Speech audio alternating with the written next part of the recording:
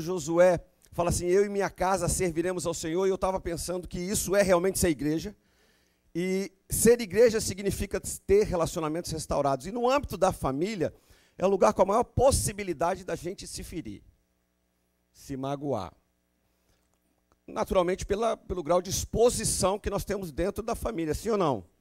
E também o maior grau de franqueza, não é verdade? Essa pessoa que está do seu lado aí, se é sua esposa, seu parente, seu irmão, ele normalmente age com muita franqueza, ele não tem misericórdia de você muitas vezes. E o pior é que eu descobri isso nos filhos. Agora eu estou com os meus filhos crescendo, um tem 5, outro tem 9, outro tem 12, e a franqueza já começou a acontecer lá em casa, e às vezes eu fico impactado, e falei, olha só. E nos ferimos às vezes, nos magoamos no âmbito da família. Deus quer restaurar esse relacionamento familiar, porque dentro do ambiente da família a gente tem a capacidade de conviver às vezes com 3 gerações. Em alguns casos até 4. Eu convivi com a minha bisavó. E eventualmente tem gente que conheceu a tataravó. Sim ou não? Mas basicamente 3 gerações aqui. Quem teve vovó? Não é? E conviveu com ele. Então você conviveu com 3 gerações. E às vezes, amados, há um hiato entre uma geração e outra, sobretudo agora nesses dias em que a tecnologia tem, de uma certa forma, se evoluído de tal maneira que se a gente não se atualizar, a gente não conversa com o nosso filho, porque ele fala com a gente por text message. Não é? Por SMS. Agora é WhatsApp. Né? Eles falam, mandam text, mandam foto, mandam vídeo, mandam e-mail, tudo por esse negócio de WhatsApp. Quantos tem WhatsApp aí? Está vendo que igreja moderna, que geração? Né? E o povo tem falado sobre geração XYZ, a geração do meu filho é a Y, eu sou da X. Você talvez seja da B, ou C, ou da D. O tempo passou e a família tem passado, ela tem presenciado profundas transformações. Eu creio que nesses últimos dias, a gente tem presenciado transformações no seio da família que as outras gerações do vovô e papai, não presenciaram. Quem aqui teve o seu avô e na casa do seu avô não tinha televisão? Quero que fique de pé, por favor. É um objeto raro, sabe? Então, pessoas raras, eu quero que você... Olha, ó, esses armados... Tira a mão. Vocês sentaram? É por causa da artrite já, não? Senta aí, fica de pé. Senão vocês são jovens, não pode sentar rápido, senão dá a ideia de que começou a pegar, né? Então, peraí, que eu estou dando um exemplo com vocês não podem estragar o meu exemplo. Vocês estão firmes comigo? Não tinha televisão na casa de vocês? Então encosta nele para ver se é de verdade. Encosta assim, é de verdade? Você é de verdade? Você existe? Pode sentar, obrigado, querido. Vou falar uma coisa aqui. Essa história de não ter televisão na casa... A casa do avô de vocês, se eu estiver errado, vocês vão me corrigir. No centro da sala, tinha um mobiliário com a seguinte disposição. Tinha uma mesa grande, tinha um fogão a gás ou a lenha. A lenha. Então fica melhor ainda meu exemplo. Fogão a lenha. E uma mesa grande, porque naquela época o povo não tinha televisão, eles faziam filho com vontade. Hoje assim, escapou, pastor, escapou meu filho. Aham. Foi um acidente. Hoje os filhos nascem por acidente. Né? Então, o que acontecia? A mesa ficava posta, aquele cafezão colonial logo de manhã cedo. Não tinha televisão, o povo sentava para tomar café junto e as pessoas conversavam. No centro da sala tinha um sofá menor, a mesa grande. Era assim lá. Alguns religiosos tinham um altar, não é? E essa era a disposição do mobiliário de vocês, era assim? Agora repare como é que vai mudar. Vai mudar. A televisão vai entrar, tem que colocar onde? Na sala. Lembra daquela cozinha, daquela mesona grande que você fazia as refeições juntos? Por que era obrigado a fazer a refeição junto? Porque para acender a gás e o fogão a lenha demorava. Não era assim, instantâneo. Então, se comia junto por causa dessa facilidade de fazer tudo junto. Aí, quando entra a televisão, a mesa foi para a cozinha. O sofá espichou. E quem assumiu o controle, o centro da sala, foi a televisão. O que era antigamente uma forma circular de conversa, de olhar no olho, agora está todo mundo paralelo, olhando para um objeto só. Silvio Santos. E o Silvio Santos passou a ministrar. Antigamente era o seu pai, o seu avô que ministrava. E aí, repare como de lá para cá, e aí agora eu quero falar com a outra geração, que é a que sucedeu, é uma geração que tem todos os objetos possíveis dentro da casa. Na época do meu pai, a gente tinha televisão. E aí entrou um tal do micro-ondas. O que a gente precisava antes comer juntos, agora não. Tem o micro-ondas, a gente esquenta a comida a hora que a gente quer. O que tinha antes que era saudável, que era relacionamento entre família, e ali se acertavam as coisas, hoje ninguém acerta mais nada, naquela época do meu pai também não, porque as pessoas tinham agora que correr para ir para a escola, para ir para não sei aonde, correria para cá, correria para lá, e aí a gente está presenciando uma transformação enorme no seio da família. Por isso que existem tantas desavenças familiares hoje. Na verdade, antigamente era um seio de amor, de companheirismo. Família fala de relacionamento financeiro, relacionamento emocional, relacionamento espiritual, e esses valores foram sendo perdidos à medida que a tecnologia foi interagindo e distribuindo as pessoas nos mais variados brinquedos. Por isso eu tenho um versículo em Malaquias 4, no versículo 6, eu quero que você leia comigo. Ele fará com que os corações dos pais se voltem para os seus filhos e o coração dos filhos para os seus pais. Leia esse versículo mais uma vez, por favor.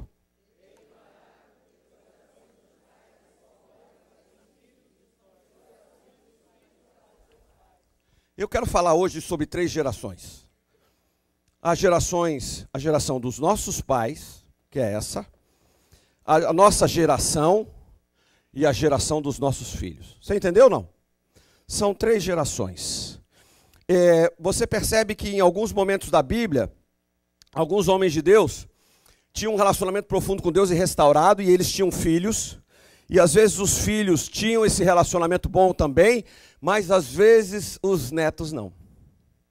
O que acontecia era que havia um colapso, um conflito, uma destruição relacional entre as gerações.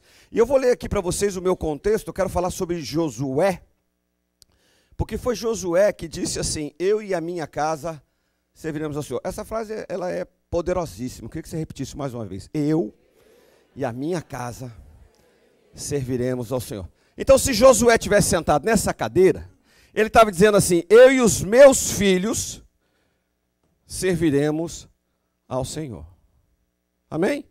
Então, eu vou ler e você vai acompanhar aí, você vai ver que história interessante é essa. Depois que Josué despediu os israelitas, eles saíram para ocupar a terra. Cada um a sua herança.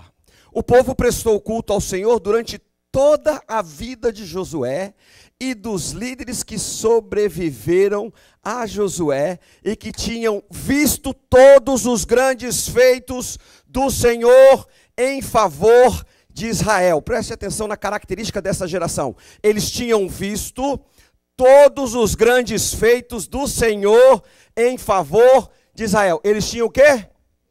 Visto. Muito bem. Josué, filho de Nun, servo do Senhor, morreu. Avisa para a pessoa que está assim: olha, Josué morreu. Não chore não, que já faz tempo. Josué, filho de Nun, servo do Senhor, morreu com a idade de quantos anos, amado? 110 anos, dava para ser tataravô. Foi sepultado na terra de sua herança, em Timnat-Herés, nos montes de Efraim, ao norte do monte Gaás. Depois que toda aquela geração foi reunida a seus antepassados, ou seja, toda uma geração morreu, surgiu uma nova geração que não conhecia o Senhor e o que ele havia feito por Israel. Então os israelitas fizeram o que o Senhor reprova e prestaram culto aos Baalins e abandonaram o Senhor, o Deus dos seus antepassados que haviam tirado do Egito, e seguiram e adoraram vários deuses dos povos ao seu redor, provocando a ira do Senhor. Isso é extremamente impactante, porque nós estamos na geração aí, no contexto de uma geração que Deus havia tirado com poder da mão da escravidão dos egípcios. Sim ou não? Josué então entra em crise com aquele povo e diz: eu e a minha casa serviremos ao Senhor. Mas a geração de Josué morreu os filhos de Josué que serviram a Deus, e surgiu uma terceira geração que não serviu a Deus. Essa geração aqui, ó, ela viu os grandes feitos do Senhor. E serviu a Deus. Ela viu e ela serviu. Eu gosto quando vocês fazem assim, porque vocês estão entendendo, né? Por isso que eu trouxe essas cadeiras, para a gente entender bem entendidinho mesmo. Essa viu e serviu. Essa não viu, mas essa só ouviu, ela não viu. Essa sentou aqui, ó, com essa de frente para essa, e Josué falou assim: meu filho, papai estava lá. E aí a gente foi, cercou o monte de Jericó, e foi um negócio tremendo, meu filho. Porque nós ficamos 6 dias andando em volta daquele monte, as mulheres todas caladas. Ele, o quê? Como? É verdade, pai? É difícil de acreditar, mas o senhor está falando com tanta vibração que eu acredito. É, filho. As mulheres todas caladas. De repente, o Senhor mandou um fogão. Pá!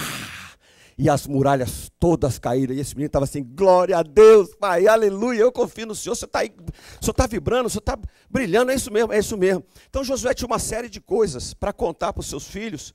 E esses filhos aprenderam, ouviram, escutaram, estavam contentes. Agora aqui aconteceu uma tragédia. Esses meninos aqui, quando sentaram de frente para essa geração, e que ele falou assim: olha, vovô falou que eles estavam lá em volta de Jericó, e de repente, 6 dias, o 7º, o fogo caiu, esse menino estava assim.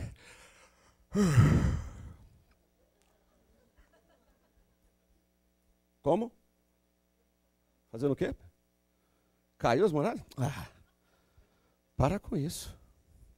Essa geração aqui, ó, pensa na tragédia. O pai, líder de GE, líder de ministério, pastor, enviado. Amém? Essa aqui, o filho vai nos pequenos discípulos. Amém? Essa aqui, o filho é macumbeiro, satanista, endemoniado. Sim ou não? Uma tragédia. Por que a Bíblia está dizendo aqui? Que eles serviram a Baalins. Isso não é satanismo, amado? Isso não é servir esses deuses malucos aí que as pessoas... Então, a primeira geração, a geração de Josué, quer enfatizar isso, ela serviu a Deus. Ela conhecia a Deus pessoalmente e servia. A segunda também serviu a Deus, mas ela não viu, ela só escutou.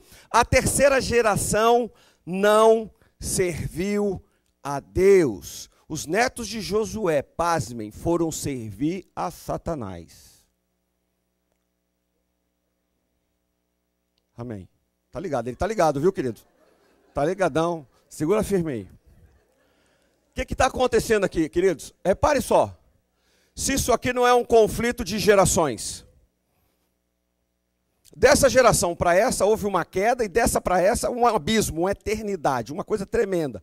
Então, obviamente que essas gerações, sobretudo a segunda e a terceira, essas duas aqui, ó, aconteceu algo, que é isso que eu vou pregar hoje, que colocaram essas gerações dessa forma. Dessa forma. Eu não sei o que está acontecendo na sua casa. Eu só sei de uma coisa: o que você está fazendo agora vai influenciar a próxima geração. Talvez você esteja gostando muito do que está acontecendo na geração da sua casa, dos seus filhos. Talvez, queridos, você seja um sacerdote, um homem de Deus, e esteja olhando para os seus filhos e falando assim: o que aconteceu? Então eu quero falar hoje sobre 3 gerações. Essa primeira aqui, ó, eu vou chamar ela de compromisso. Escreva aí: compromisso. Compromisso. Aliança. Pacto. Essa geração é uma geração firme, posicionada, que conhece bem o seu Deus, se relaciona com ele. Essa é a geração compromisso. A segunda geração eu vou chamar ela de, mais ou menos, morna. Meio tijolo, meio barro. Uma geração café com leite. Você já brincou de alguma coisa que você era o café com leite? Pois é, você já foi dessa geração aqui. Nem fede, nem cheira. Sabe essa geração? É uma geração assim, não sei como. Tom pastel. Sabe, begezinho. Cor de burro quando foge. Essa é a geração aqui. Agora, essa aqui, não. Essa geração é conflitiva, contundente. Essa geração eu vou chamar ela de crise. Crise. Então que geração é essa? Compromisso. Essa aqui, morna. Essa aqui, crise. Essa?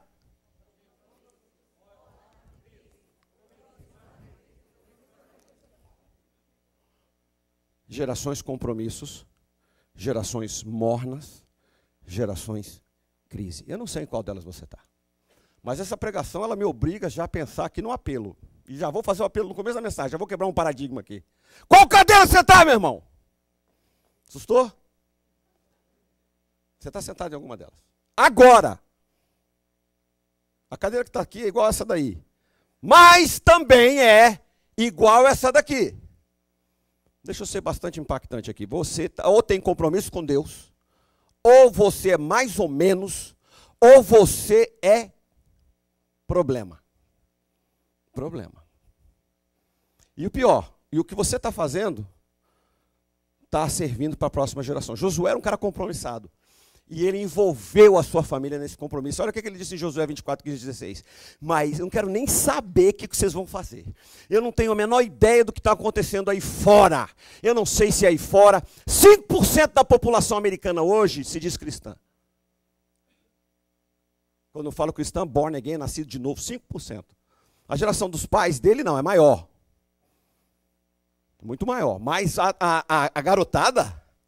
A garotada está longe de Deus. Presta atenção o que Josué disse. Eu e a minha família serviremos ao Senhor. E aí o povo vai responder e vocês estão no papel de povo. Vê se tem um povo aí do teu lado. Se é homem, é povo. Se é mulher, é uma pova. Então respondeu o povo. Vamos lá, o povo vai responder para mim. Eu vou ler a primeira parte, vocês vão ler a segunda. Mas eu e a minha família serviremos ao Senhor. Então o povo respondeu. Glória a Deus. Houve um avivamento nesse culto. O pastor Josué estava lá, deu uma palavra e o povo todo foi ao apelo, chorando e dizendo, pode ficar tranquilo, Josué. Nós também estamos posicionados contigo. E essa geração é uma geração que você percebe, a geração compromisso, que é uma geração que se posiciona, que é uma geração transparente, que é uma geração que busca a verdade, a integridade, que é fervorosa, que é uma geração que sabe os valores, tem Deus como centro da sua vida, que trouxe Deus para dentro da sua casa e não para dentro do templo, lá onde eles serviam. É uma geração que as pessoas exercem o sacerdócio e é uma geração que garante o governo de Deus. E que os maridos e as mulheres sabem os seus papéis. Que eles participam da vida comum. Amém? Então essa geração é uma geração saudável. Amém? Agora, eu vou falar da outra geração, que é a geração morna, que é uma geração mais ou menos, eles são mais ou menos pais. Já viu isso, não? Que é a mulher que carrega tudo dentro de casa, faz o homework, faz o trabalho, trabalha fora, e aí, às vezes é o contrário. O pai faz tudo, é essa coisa do mais ou menos. Quando eu venho para o ambiente espiritual, é mais ou menos discípulo. Ora está com Deus, ora está firme, ora não. Ela é uma geração que, por não ter visto os milagres de Deus, porque essa primeira geração é uma geração compromisso, ela viu, presenciou, foi testemunha ocular de muitos milagres que Deus realizou. Essa aqui, não. Ela ouviu. Isso significa que só ouvir, muitas vezes, não é o suficiente. Foi o que Jó disse. Jó disse assim, no auge da crise, meus ouvidos ouviram falar a teu respeito. Essa geração 2 ouviu falar. Ela até vibra com o testemunho dos outros. Mas quando ela trata com seus filhos, que é a próxima geração, é a geração crise, ela não crê que um morno possa ser testemunha de algo sobrenatural. Essa geração é uma geração descrente por culpa da segunda geração, que é uma geração que fala do que ouviu, mas não tem convicção, ou até tem convicção, mas na hora de passar, não passa com a mesma efervescência que passa essa. Isso é a dinâmica da vida. Você está morando com o marido, com os filhos, com o avô, eles frequentam a sua casa, a sogra e a sogra, vem de parente do Brasil, e você começa a perceber que essa regra, esse padrão existe. Ah, pastor, mas isso é uma regra? É. Toda regra tem exceção, porque eu estou falando que isso normalmente, quando essa geração é morna, os filhos entram em crise. Pode ser que não esteja longe da sua realidade, você nunca tenha ouvido falar nisso. Mas pelo silêncio que isso promove quando eu estou ministrando, as pessoas percebem assim, é mesmo. Os adolescentes estão meio assim, meio em crise. De quem será a culpa? É da igreja. Da igreja. Os líderes de ministério de infantil aqui estão muito incompetentes. Isso é uma terceirização da educação. As escolas estão de muito baixo nível hoje. Estou juntando dinheiro para botar na escola particular. A culpa está aqui, ó. A culpa está aqui. Glória a Deus. Essa geração aqui, eu estava falando que em via de regra é assim, tá? Em via de regra. Mas, pastor, toda regra tem exceção. E é verdade. Mas a exceção só confirma a regra. A exceção só confirma a regra. Então, existe um padrão muito forte. E eu vou sentar alguns homens nessa cadeira aí. Você pode ir comigo? Antes de eu sentar esses homens, eu quero falar que essa primeira geração aqui é uma geração espiritual. A segunda geração é uma geração carnal. E a terceira geração é uma geração natural. A espiritual, ela coloca Deus no centro. Quem está sentado nessa cadeira aqui, no centro dela é Deus. Essa segunda cadeira, quem está sentado aqui não é Deus, é a própria pessoa. É a própria pessoa. Ela senta, fala, Deus, nós vamos fazer o que hoje? Nós vamos para o culto. Ah, então nós vamos para o culto, Deus. Ela que decide as coisas. Nessa aqui, amados, é a pessoa também, mas só que não tem Deus em lugar nenhum. Essa é Deus no centro, essa é Deus ao lado, essa é Deus canto nenhum. Ela não quer saber de Deus. Deus para ele é uma figura mitológica. Ele não crê nas coisas que se dizem lá nas salinhas, ou em casa, ou em qualquer lugar. Tem nordestino aí? Fica de pé, por favor. Eu sou filho de paraibano, tá? Vou ajudar você a entender. Vocês são do Nordeste mesmo? Lá tem um cabra chamado Pai d'Égua. Tá certo? Pai d'Égua? Esse cara é pai d'égua. Essa geração aqui é égua. E essa aqui é um filho de uma égua. Tá entendendo ou não? Vou trabalhar com algumas gerações aqui. A última vez que eu vim pregar aqui, não sei quantos estavam aqui da última vez que eu vim pregar? Você se lembra sobre o que eu falei? Lembra não, né? Cuidado, porque quem não lembra está em algumas cadeiras aqui. Aí, é bom você dizer que lembra. Pelo menos fala assim, lembro sim, tudinho, pastor. Eu sou capaz de pregar. Para não sentar nessa cadeira do meio.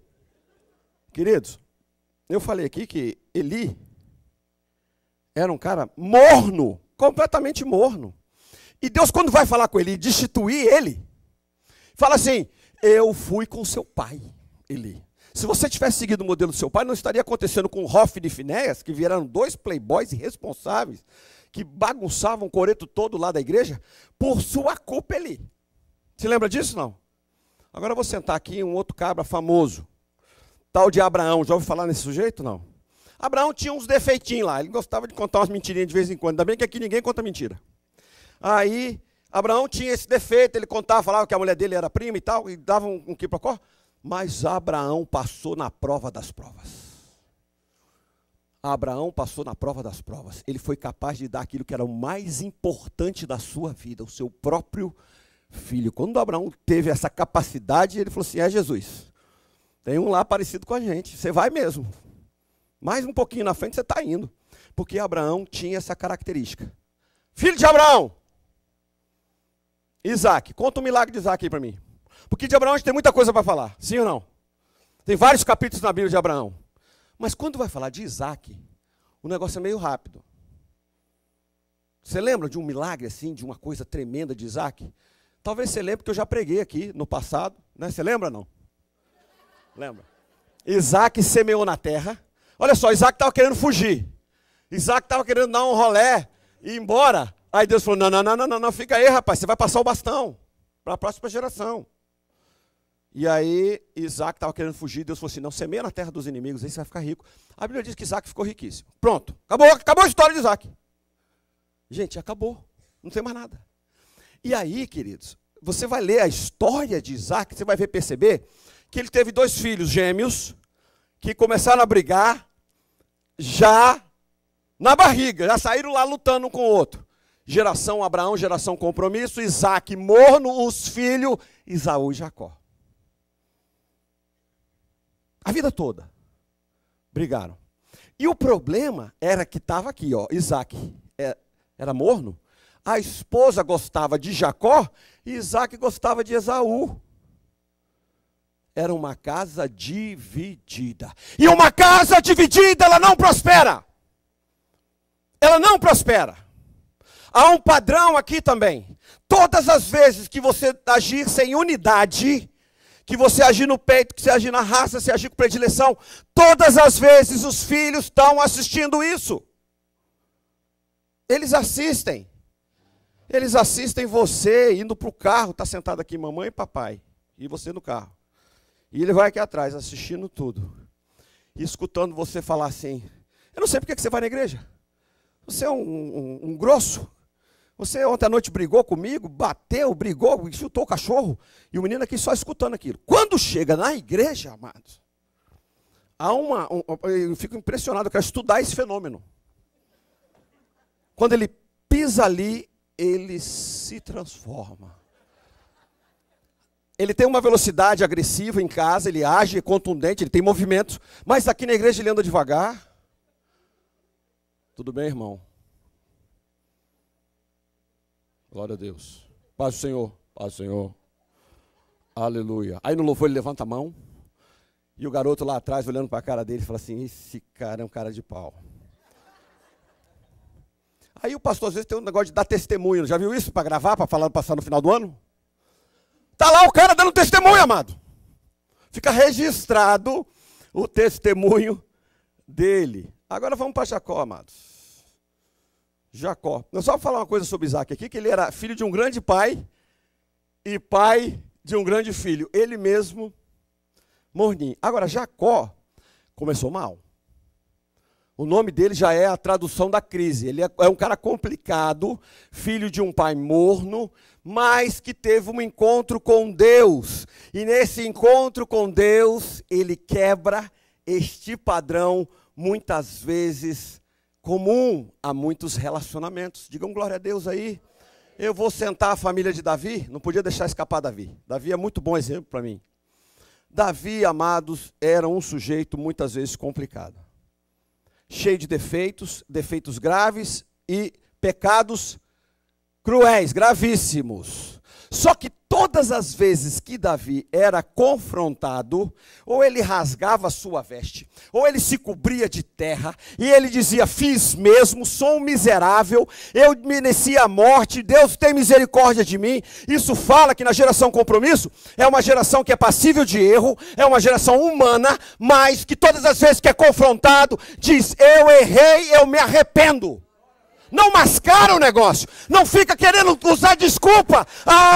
Eu pequei porque eu estava lá na frente do computador. E aí fez um pop-up lá, aí eu não queria. Não, eu fiquei mesmo. Eu fiquei.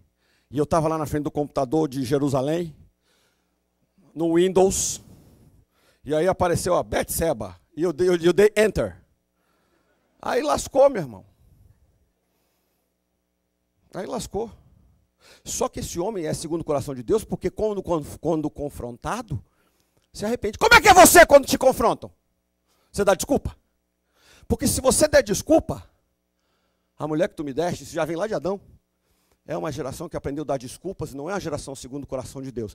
A geração que é o segundo o coração de Deus, ela se arrepende. E o que mais me chama a atenção é que quando Jesus adentra Jerusalém na sua entrada triunfal, eles vão falar, aí lá vem Jesus, filho de Maria, filho de José. Não. Bendito aquele que vem em nome do Senhor, bendito é o filho, né? E é descendente de Davi. Jesus é comparado ao filho de Davi. Então Davi é compromisso. Agora eu vou colocar o filho dele aqui. O nome do rapaz? Salomão começou bem. Salomão, Deus aparece para ele. Me dá sabedoria, Deus, ele dou com força. Pode ficar tranquilo. É muita sabedoria para você, muita. E vou dar bens e dinheiro para você também. Você vai ficar riquinho. Mas olha, compromisso é com o meu povo. A sabedoria foi para isso. Amém, Salomão? Amém, Salomão. Agora tinha uma coisa da palavra de Deus para os reis de Israel. Não era só para Salomão, não. Eles não podiam acumular cavalo. Eles não podiam acumular dinheiro. E eles não podiam acumular mulher. Ele fez as 3 coisas. Cavalo não é aras, não. Cavalo é poderio militar. Dinheiro não é grana para ir no cinema e pagar pipoca, não. Poderio financeiro. E, obviamente, quantas mulheres Salomão teve? Eram 700 esposas. E quantas concubinas?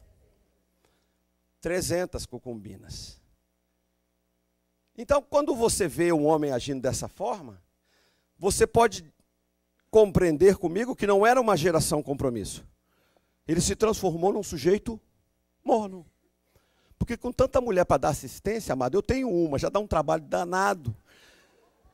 Eu fico pensando como era para resolver esse problema. Uma já chora, uma já, né, quer discutir a relação, o famoso DR. Não é? Olha, participação, tal, não sei o quê, aquela coisa tal. E Salomão, ele começou a se perder com essa história. Sabe o que acontecia? O relacionamento dele com as mulheres, eu fico imaginando, isso aqui é lucubração minha, tá? Ele tinha uma noite de amor tremenda com a 323. Tremenda. Só que quando ele acordava de manhã, estava lá chorando. O que foi, minha filha? No ano que vem eu te encontro de novo. Ou pelo menos daqui uns 3 anos, você está de novo aqui. Não, não é isso que eu estou chorando, não. O papai invadiram lá as terras de papai, destruíram a igrejinha dele. Não tem problema, não. Eu tenho dinheiro, eu mando reconstruir lá aquele templo lá. E, aliás, vou fazer um aqui para você também. Só tem um detalhe.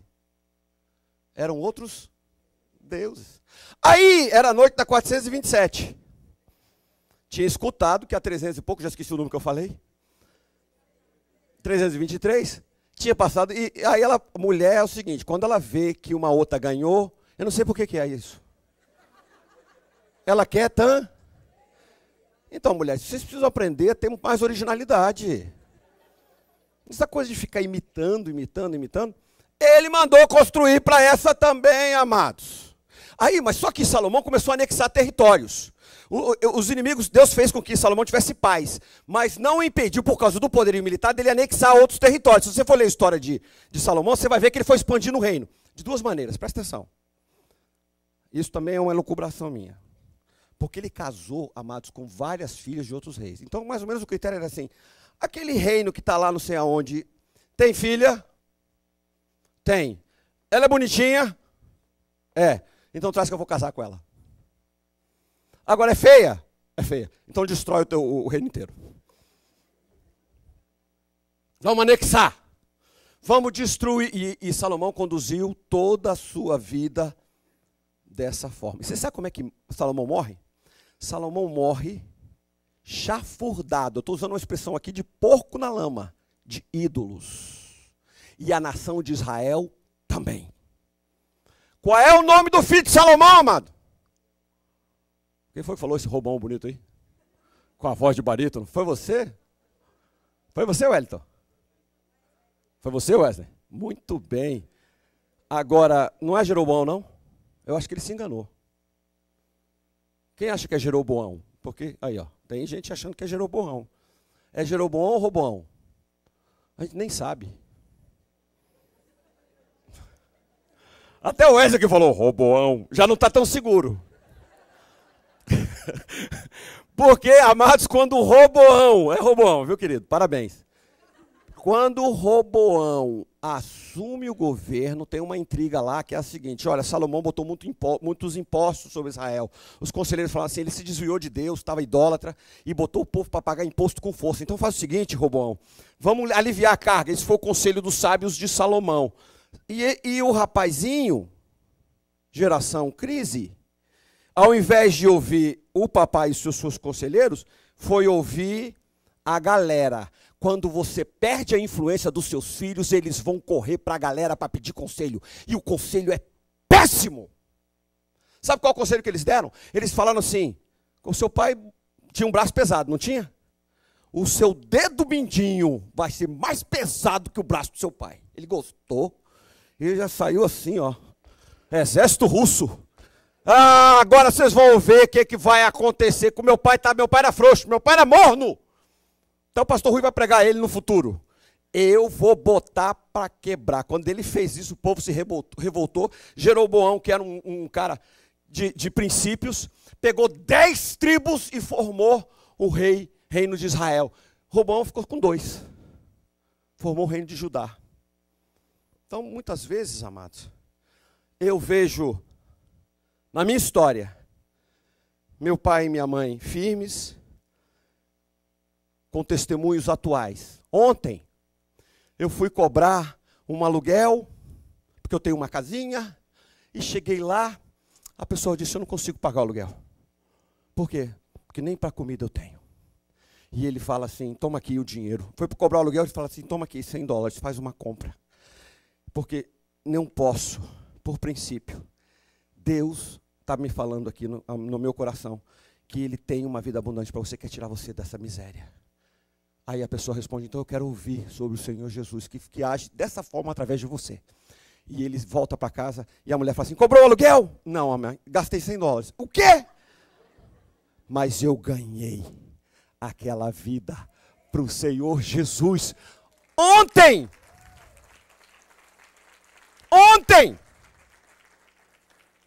Agora, essa geração aqui, ela vai dar um testemunho, sabe qual é o testemunho que ela dá?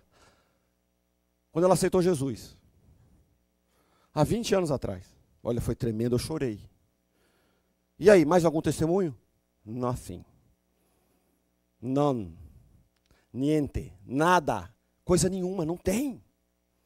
Ele tem, muitas vezes, uma música para ensinar, uma história bíblica para trazer, e eu quero te perguntar assim, então, entendi, pastor, foi jóia essa ilustração das cadeiras, porque eu estou vivendo isso lá em casa muitas vezes. Sendo sincero, agora já passei para a cadeira do compromisso junto com o Davi. Porque eu vou falar com meu filho, e eu vou falar assim, filho, você está muito doido. Você está, olha, meu Deus do céu, filho.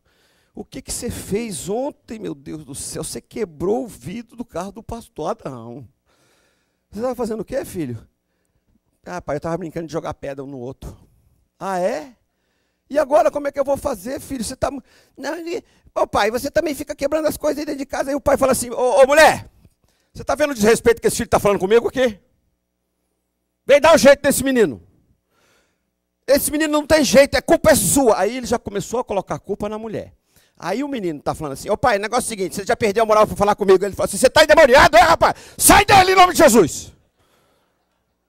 Aí ele já começa a expulsar o demônio do menino, sem autoridade nenhuma. É o famoso faz o que eu mando, mas não faz o que eu faço. Queridos, a responsabilidade é enorme nas nossas vidas, porque a gente está achando que a gente está vivendo só por nossa conta, só que a gente está esquecendo que tem uma geração assistindo você pregar.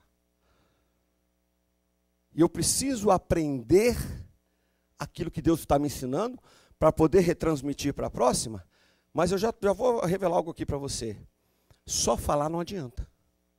Então, de maneira prática, eu preciso aprender a palavra e obedecê-la é a maneira prática de amar a Deus. Se eu perguntar assim, quantos amam a Deus aqui? Quer ver que todo mundo levanta a mão? Então você não está aqui, né? Então, olha João 14,15. Se vocês me amam, obedecerão aos meus mandamentos. Nosso relacionamento com Deus deve ser um relacionamento de amor.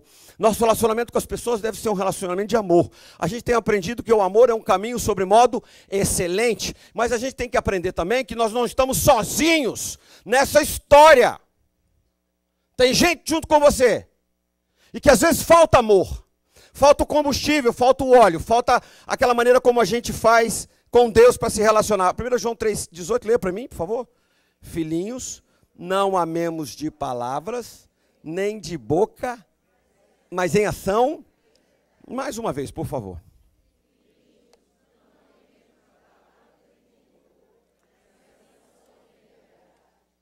Sabe o que tem acontecido muito? Essa geração aqui, ó, ela é a geração que teme a Deus.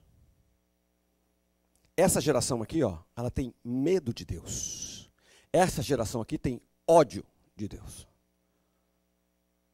Temor, medo, ódio.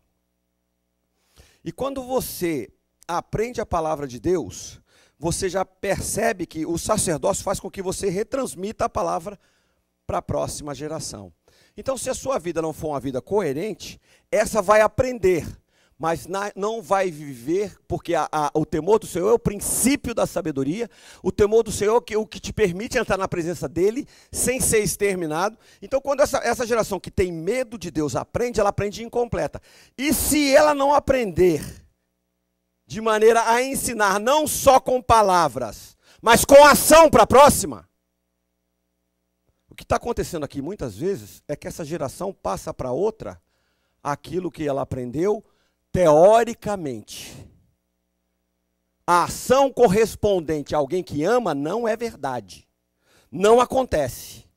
Ele ama de palavras, mas ele não ama de ação e em verdade. Quer sair desse lugar? Diga amém. Deuteronômio 6:4 diz assim: ouça, ó Derfield. Está escutando? Diga, estou escutando, pastor. Ah, é? Tá vendo como é que eu peguei vocês? Só 4 falaram Doral, o outro já estava assim, Derfield. Ouça, ó Doral. O Senhor, o nosso Deus, é o único Senhor.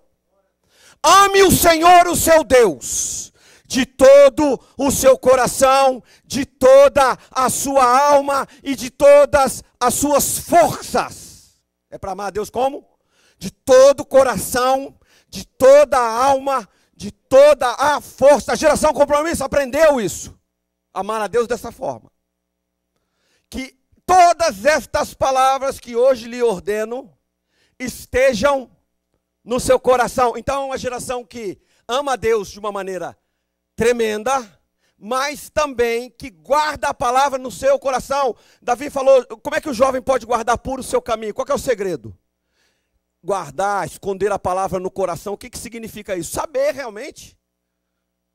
Saber quando o pastor perguntar qual é o nome do filho de Salomão. Aí aparece só um irmão lá, Roboão. Aí o irmão, vai chover, é um trovão. É o irmão Wesley falando o nome. Só um, os outros ficaram em dúvida. Estamos aprendendo, amado? Estamos aprendendo, então. Então aprende, guarda, retém. Essas palavras que hoje te ordeno estejam no teu coração. Não tem como guardar a palavra no coração se não amarmos a Deus. A motivação para decorar a Bíblia, para ler a Bíblia, para falar dela, tem que ser um amor. Quando você estava apaixonado pela sua mulher, você aprendeu tudo sobre ela e errou muito pouco. Senão você não tinha conquistado, amado. Você estudou, ficava só lá observando, para fazer certinho. Sim ou não? Mudou, amadas?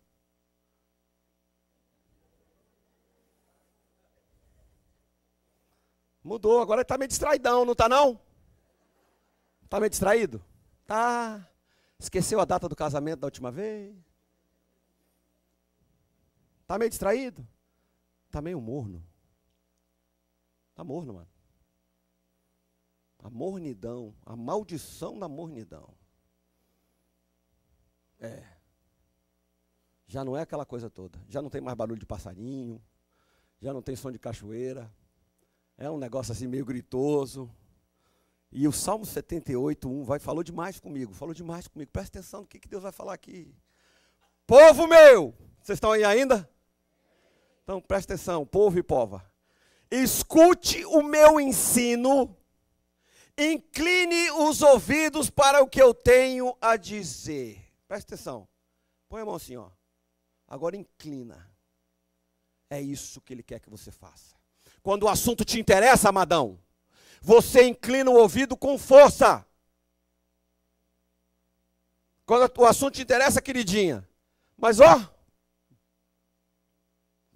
Não sei porquê, abre até os olhos. Sou todo ouvidos quando te interessa. É o carro que você quer comprar? É a viagem que você quer fazer?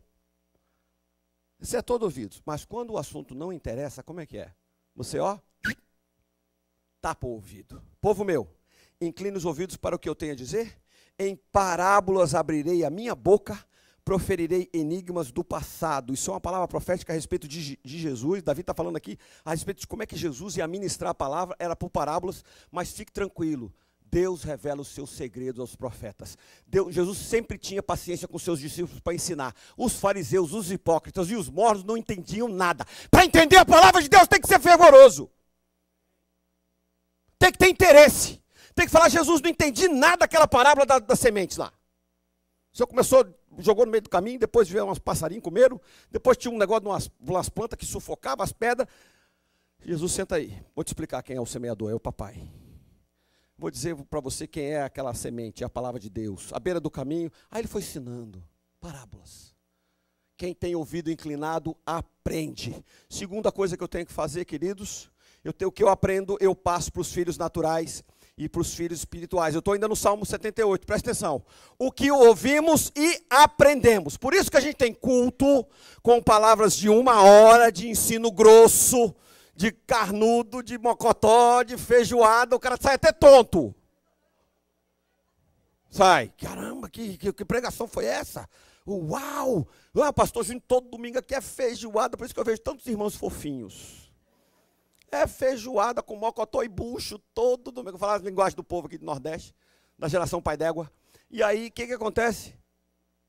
Se não ouvir de novo, se não pegar o boletim, se não for para o GE, dar mais uma destrinchada, pegar o que está sendo ensinado lá, você vai até ouvir, mas aprender muito pouco.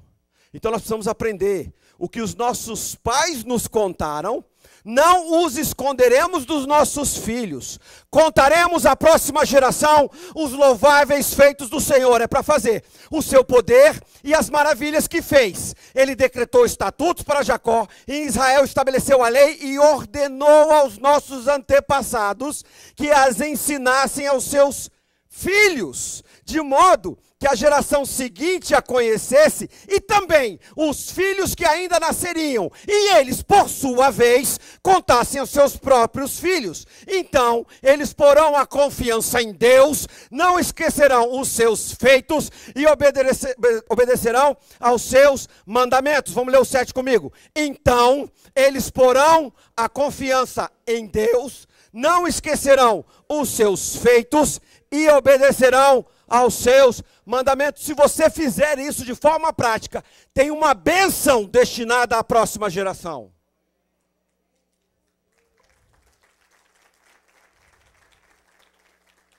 Se a próxima geração fracassar e a bênção não tiver efeito lá, a culpa está aqui. Porque essa fez o papel e faz o papel. Essa aqui tem Deus no centro. Agora essa aqui eu vou te falar quem está no centro da vida dela além dele. O dinheiro. Como o dinheiro tem atrapalhado a vida em família. A maioria das crises são por conta de dinheiro. E quando Deus coloca o dinheiro na condição de opositor a Deus, porque ele fala assim, você não pode servir a Deus a dinheiro, ele está colocando o dinheiro na condição de potestade. Eu até respeito quem fala que o dinheiro é neutro.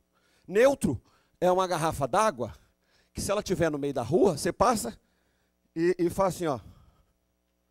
E vai passando, sim ou não? Isso é neutro. Agora, se for uma nota de $100,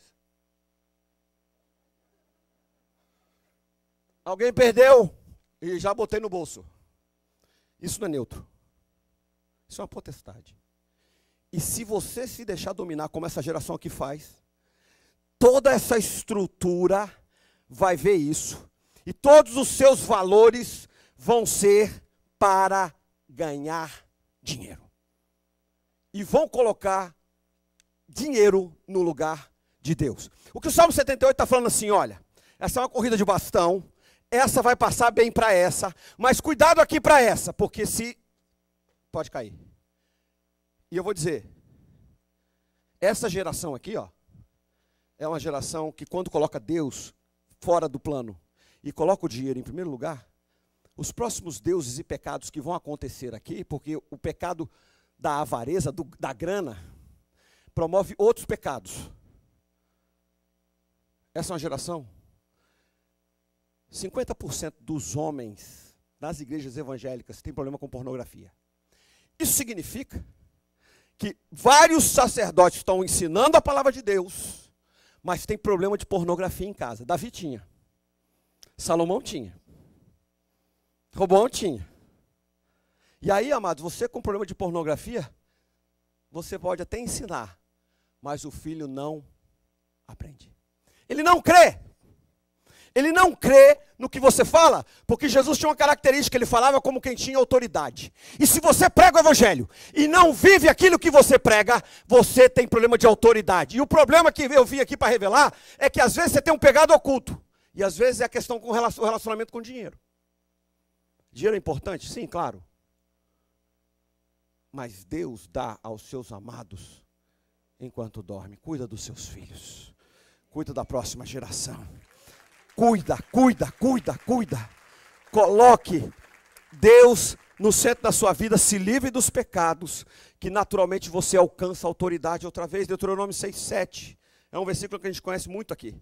Ensine-as com persistência aos seus filhos. Converse, eu gosto dessa palavra persistência. Quem tem outra versão aí está dizendo assim, é para inculcar a palavra né, o pessoal da geração mais antiga.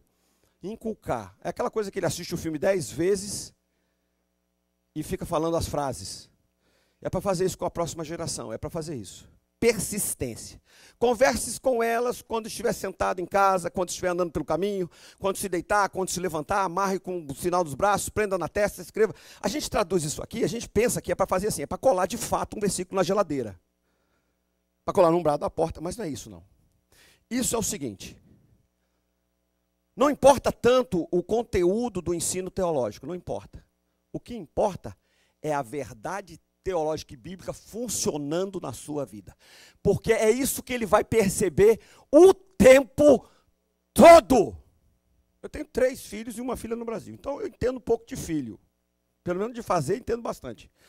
O que acontece, amados? Eles observam você o tempo todo. Eles estão aprendendo. Você é a fonte de inspiração dele, ou de transpiração, ou de rechaçação. Na verdade, quando você está ensinando para eles a história da Bíblia, lá em casa, outro dia o meu de 5 anos, estava contando a história para a gente do Jonas. 5 aninhos. Ele falou, papai, o Jonas, o peixe engoliu ele. Por quê? Porque ele desobedeceu. Muito bem, filho. E o que aconteceu com ele? Jogaram ele no mar e o peixe engoliu ele. E aí?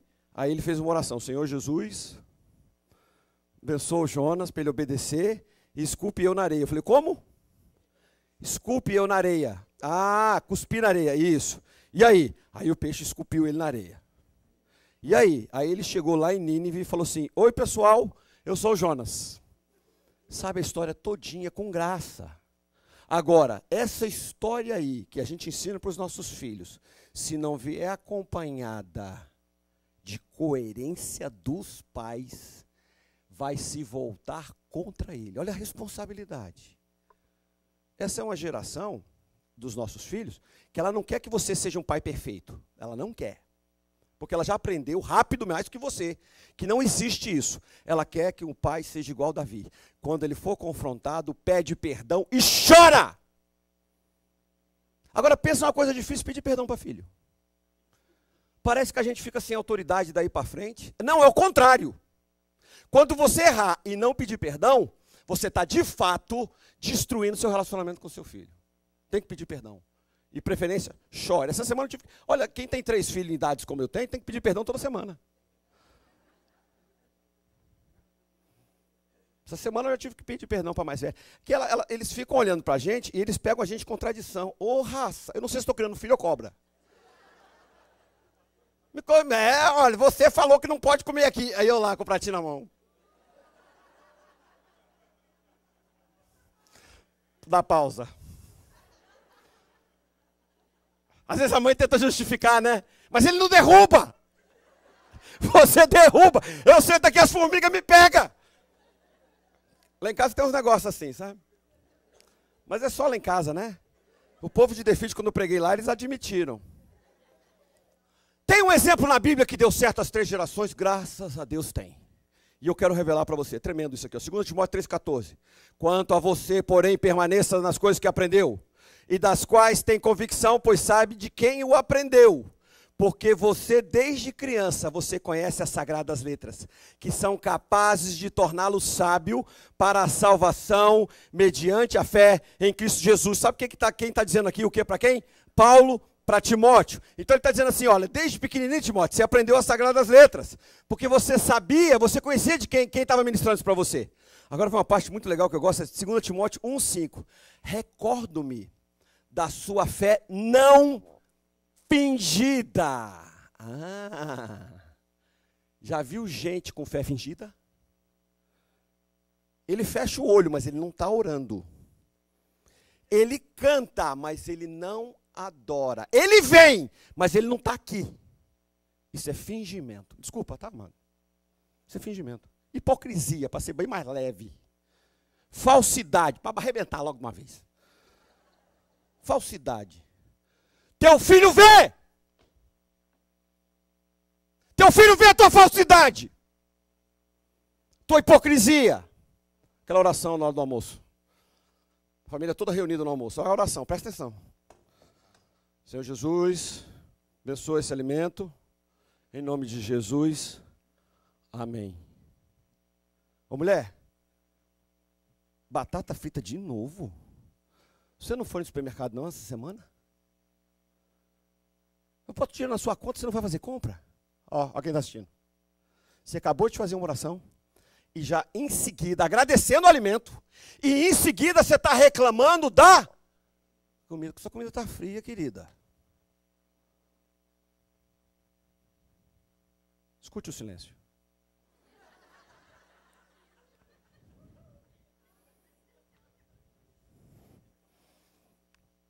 Timóteo tinha uma fé não fingida.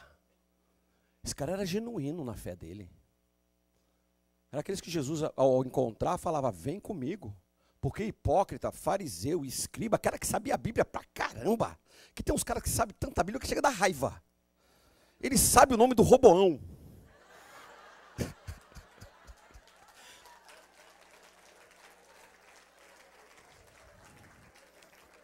Eu achava que era Salatiel o nome do cara.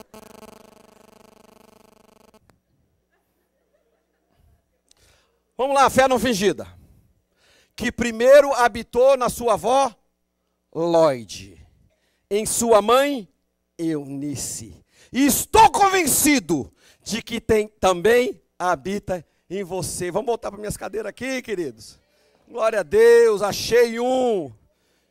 É possível, olha aqui. Olha o nome da avó, Lloyd. Primeira geração. Segunda geração, qual é o nome da irmã? Eunice. Terceira geração, qual é o nome do muchacho? Homem de Deus, fé não fingida, conhecedor da palavra, cheio de unção, pastor bem novinho, tremendo. Falei para vocês que a regra tem exceção? Tem mesmo, e está confirmando a regra. Agora preste atenção aqui numa coisa que é revelador. Qual é o nome do avô do Timóteo? Pois é, ninguém sabe. Possivelmente ou morreu, ou se escafedeu, alguma coisa que aconteceu com o homem. Agora, o segundo, ela teve um filho. Obviamente que ela um dia foi casado, né?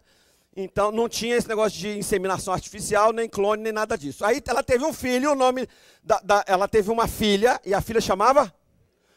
Cadê o marido dessa? Você estava pescando junto com outro? 2 gerações sem marido? Você sabe que às vezes isso aqui funciona como uma desculpa incrível para a próxima geração. Afinal de contas, eu não tenho pai, o pai me ajuda em casa, não me ajuda. Olha, amados, não tem desculpa. Não tem desculpa. Você pode ter um marido drogado, bêbado, qualquer coisa, ausente, mas você é capaz de formar a próxima geração, se você quiser. Você é capaz, se você quiser. Você é capaz, se você quiser. Mas o segredo está ao passar esta informação com a fé não fingida. Porque se for a fé fingida, não tem jeito, vai gerar no outro. Sabe qual é o princípio que está sendo passado aqui? Nós ensinamos o que sabemos. Nós ensinamos o que sabemos. Mas nós geramos o que somos. De novo. Nós ensinamos o que sabemos, mas geramos, multiplicamos o que somos. Seu filho vai aprender o que você sabe, mas ele vai ficar igualzinho o que você é, numa versão melhorada ou piorada. Vai depender de você. Aprenda isso. A gente já falou isso de diversas maneiras aqui. Ovelha doente gera ovelha doente. Essa geração, ela quer coerência. Ela não quer excelência. Então, quando eu escuto história da Bíblia, que só eu aprendo, mas eu não vejo nos meus pais, eu estou sendo incoerente. E essa geração que a gente vive agora, ela é uma geração mais inteligente que a nossa. Porque eles já aprendem desde pequenininho, o dedo já nasceu com a capacidade de fazer assim. Aonde eles vão, eles fazem com o dedinho assim, para ir passando as páginas. Eu vim de uma geração que era caderno, caneta vermelha, caneta azul. Aí eu perdi a caneta vermelha, perdi a caneta azul, ia de lápis de qualquer jeito, perdi o caderno, era uma beleza.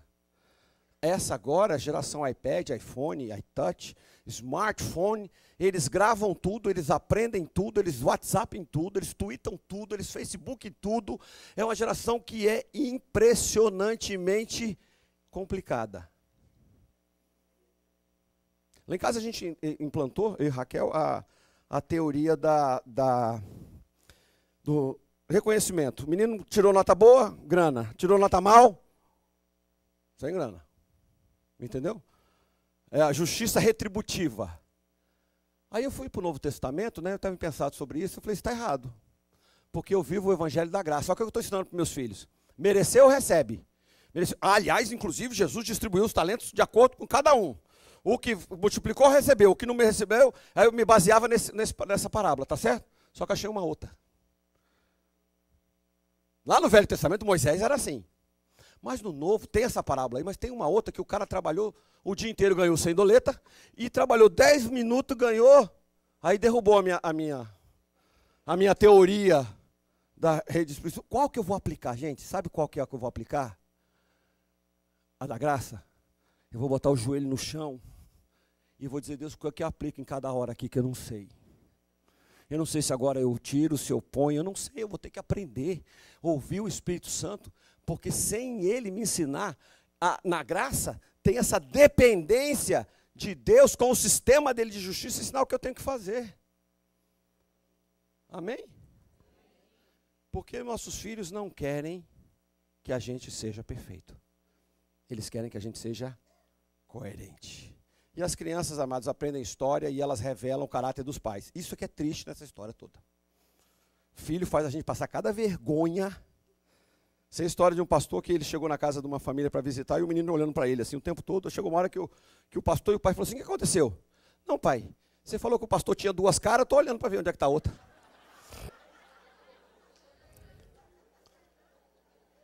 Por isso, terceiro ponto, seja coerente.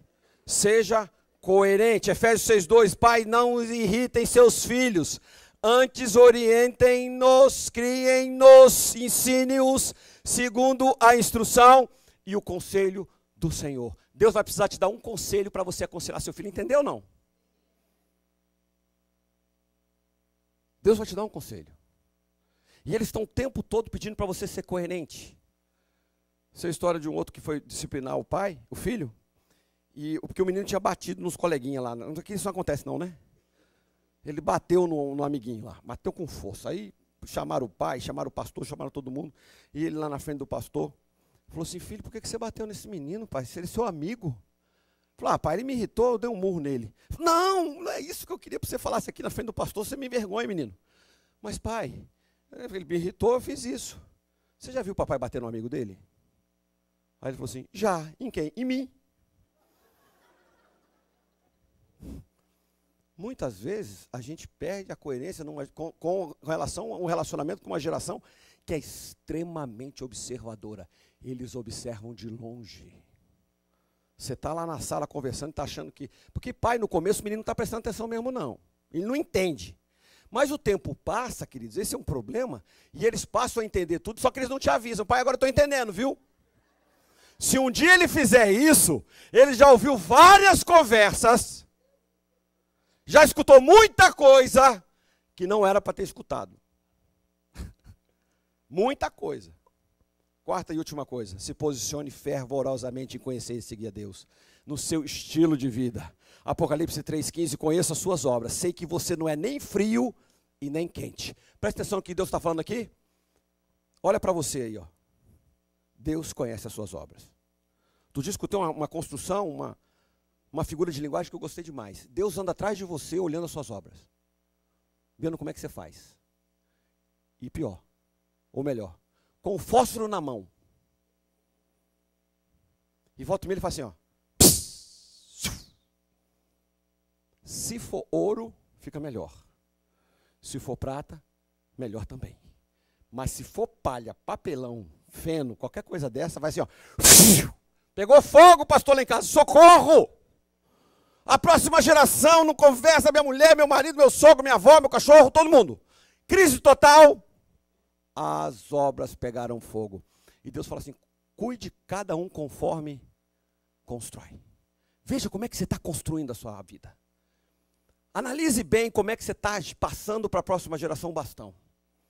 Nem bastão tem, pastor. Então hoje você vai sair daqui com uma. Amém? Com o bastão do sacerdócio coerente. Com o bastão que tem compromisso com a próxima geração. Porque teve gente na história que abandonou a próxima geração. Deixou para lá, não deu conta, falou, não quero mais. Cansei dessa brincadeira. Conheço as suas obras, diz o Senhor. Sei que você não é nem frio e nem quente. Falei lá em Defeito, vou falar também. Boa parte dessa igreja aqui, e de todas as igrejas que eu for, ou que eu conheço, está sentada aqui. Hã?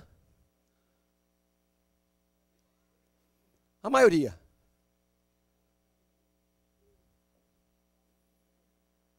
Tem poucos aqui.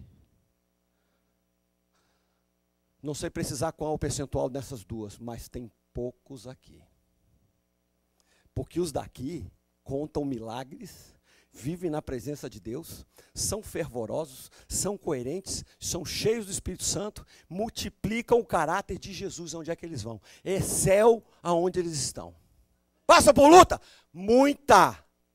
Mas eles não desanimam e não destroem a próxima geração. Amém? Assim, porque você é morno, não é frio nem quente, estou a ponto de... essa expressão aqui, eu acho ela muito contundente. Se eu pudesse editar, eu ia trocar isso aqui, sabe? Assim, na hora do almoço, regurgitar, né? Tem uma expressão assim, Deus está afim de vomitar você da boca dele. E isso é forte por demais. Tem irmão que está com a cara assim. Eu estou a ponto de vomitá-lo. Ou seja, ainda não vomitou. Mas ele já está tendo ânsia. Está quase. Então está na hora de mudar de cadeira rapidamente. Abaixe sua cabeça. Diminua as luzes, por favor, aqui desse lugar.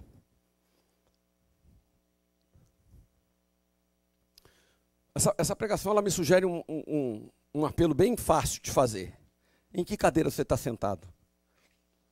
Mas isso é muito fácil, muito tranquilo. Eu falei, Espírito, me ajuda aqui. Como é que a gente termina uma pregação como essa? Pedindo para o pessoal mudar de cadeira? Não. Pedindo para se levantar dela. O primeiro passo para alguém que quer ser como Jesus foi é se levantar. É reconhecer que estava caído. É reconhecer que está morno. Que já não ora mais. Que já não lê mais a palavra. Que já não tem mais coerência. Então, esse é o apelo. É o apelo de ficar de pé onde está. Eu quero que fique sentado aqueles que têm vivido um evangelho compromissado, aliançado, que aprende a palavra de Deus, que é coerente, que tem frutos para dizer aqui assim, olha, esse ano ganhei gente, eu prosperei, passei por lutas, mas venci. Essa geração compromisso a gente conhece bem, nem precisa fazer nenhuma conclusão com relação a ela. É a geração de Josué. É a geração que viu os milagres de Deus. Mas se faz tempo que você não viu milagre nenhum, se faz tempo que não acontece nada extraordinário na sua vida, que você reconhecidamente está vivendo uma mornidão, é possível que você já esteja convivendo com a geração crise. E se aqui agora você está consciente de que tem uma crise na sua casa e que você é o responsável, está na hora de se levantar também. Se Deus falou com você, fique de pé, aonde você está, enquanto a gente canta essa música.